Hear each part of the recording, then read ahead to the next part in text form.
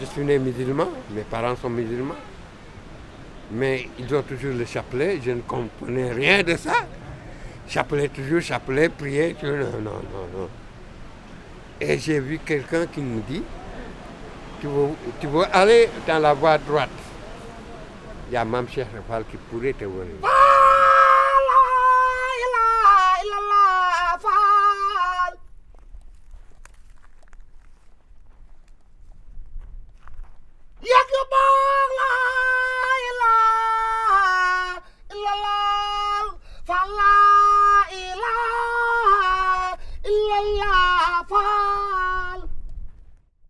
La voix Baye Fall, la voix de Mame Cheikh Fall, c'est la voix de la paix, la voix de l'amour, la voix de la convivialité, la voix du partage, la voix de l'échange.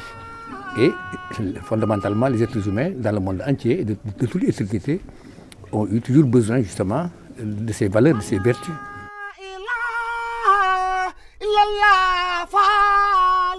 Cheikh Ibrahima Fall, c'est vraiment par excellence le symbole et l'incarnation de l'amour divin.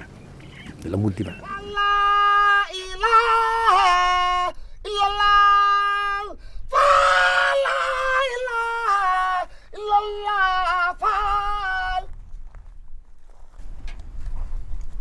Cheikh Ahmad Bamba, il a été investi par Dieu pour rénover l'islam.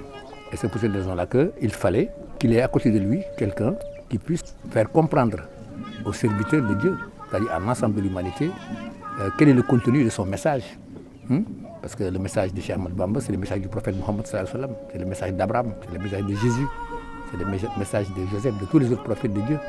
Et ce message, on peut dire dans une certaine mesure que Cheikh Ibrahima Fall les a résumés dans son acte et dans ses pensées. Le Baye Fall, c'est l'essence même du soufisme. C'est quelque chose qui est licite, pur, et qui te met aussi sur le droit chemin. Wow. C'est pour ça qu'on veut être Baye Fall. Wow.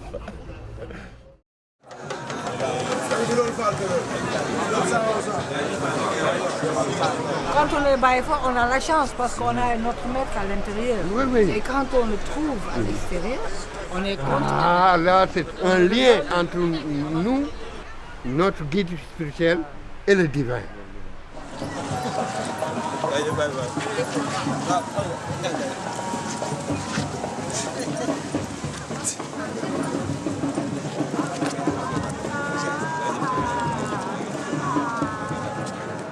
Quand j'ai regardé Mama Samba, avec sa lumière rayonnante, je savais que ce qu'il me fallait est là devant moi. Parce que j'ai regardé, je comprenais. Et je suivais ce qu'il faisait. Simplement.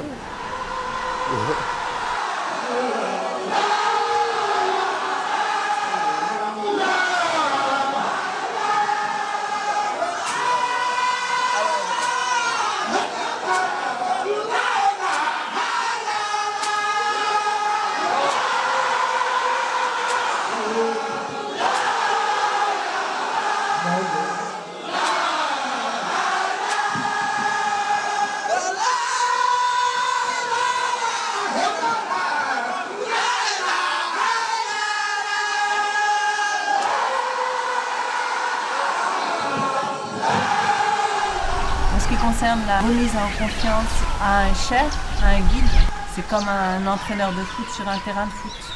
L'entraîneur, c'est pas nécessairement un joueur de foot, c'est un entraîneur.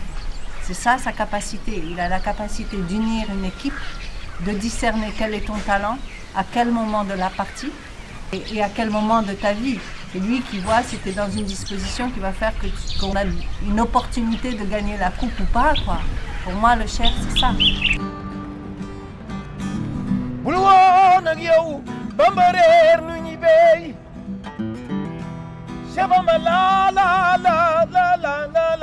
Ce jour-là, on était des milliers de personnes là.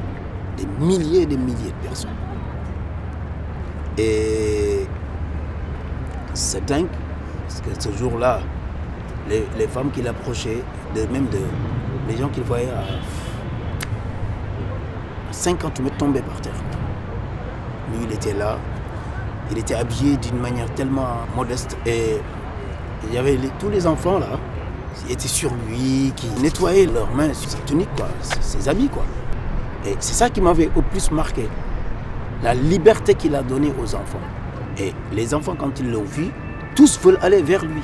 Alors qu'on est des milliers de personnes, cette bondée de monde. Il y a un truc de dingue, quoi. Tous les enfants veulent aller vers ce vieux, ce vieillard. Et lui, il a une tranquillité. Ah là, j'ai compris que j'ai vu ce que je cherchais. Et c'est comme ça que j'ai dû apprendre à changer de vie radicalement. Il m'a apaisé. Ça m'a réconcilié à la terre.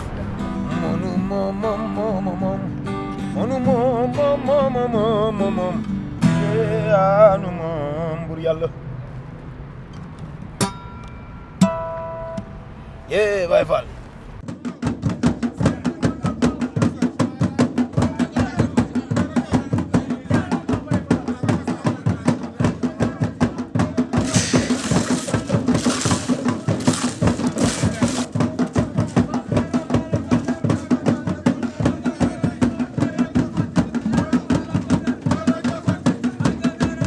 Le travail est une lumière. C'est pourquoi on parle de la mystique du travail, ou la mystique Baye Fall. C'est deux termes équivalents. C'est-à-dire où l'être doit s'engager dans le travail, mais dans le travail qui doit être vraiment perçu comme une adoration. Dans la mesure où on le fait avec tout le cœur, avec tout l'amour, avec toute la dévotion requise, sans autre ambition que d'adorer Dieu. Et le produit donc de ce travail, n'est-ce pas, est un produit à caractère spirituel. Ce n'est pas pour le gain, ce n'est pas pour le prestige, ce n'est pas pour dominer les autres.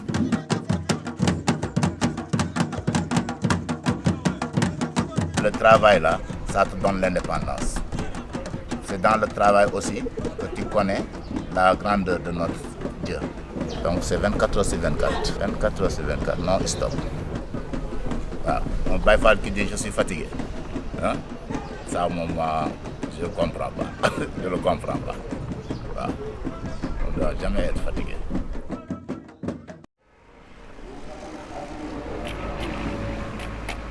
Donc au tout départ, le talibé qui va faire le Madjal, il se lève le matin, il s'en va, il fait son zikr. C'est d'abord la paix avec soi-même, dans son cœur, dans son esprit, dans ses actes. La ilaha illallah, la ilaha illallah. Il part avec joie, il part avec Saint Louis et il rentre avec Saint Louis, avec tout ce qu'il a dans la radio. La ilaha illallah. Pour aller faire le Madjal, il faut être prêt. C'est pas quelque chose de très facile. Comme on le sait, il y a des gens bons, il y a des gens méchants, il y a des gens violents, il y a des gens qui diront de n'importe quoi.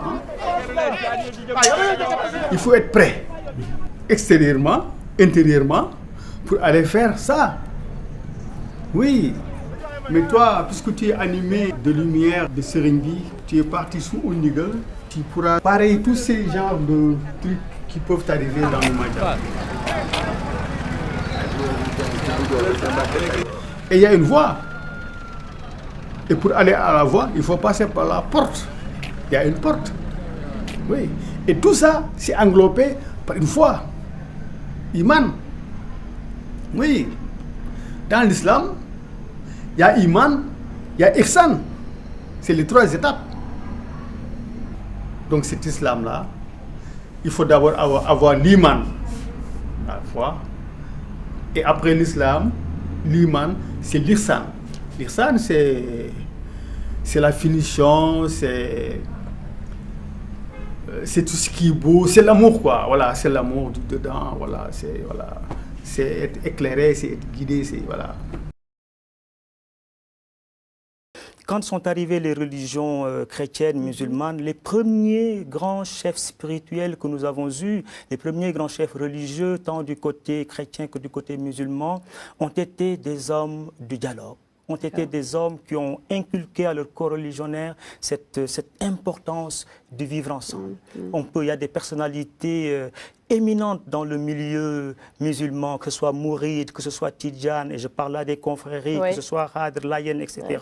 Tant du côté catholique, des éminentes personnalités qui sont vénérées aujourd'hui comme des héros nationaux, des modèles de paix au Sénégal, tant du côté chrétien que du côté musulman. Ici au Sénégal, peut-être c'est une espèce de magie qui est dévolue au pays, c'est la paix qui prévaut. Aujourd'hui, le Sénégal est un témoin de la paix. C'est un témoin incontestable de la paix.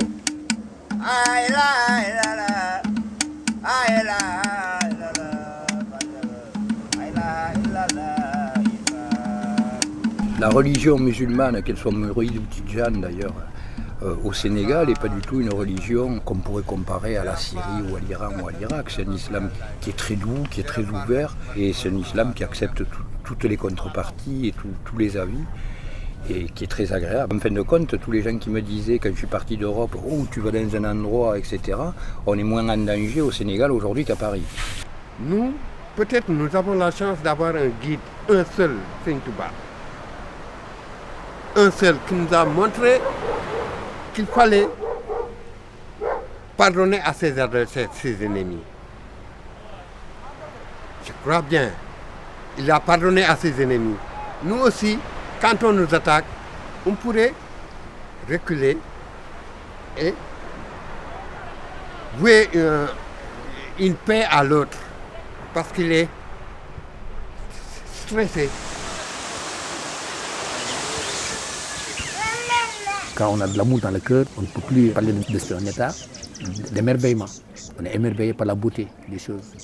On est émerveillé par la fleur, par le soleil, par le ciel, par le chant des oiseaux. Vous voyez ce que je veux dire? C'est ça l'amour. Et c'est ça mon cher Rafal. C'est pas autre chose.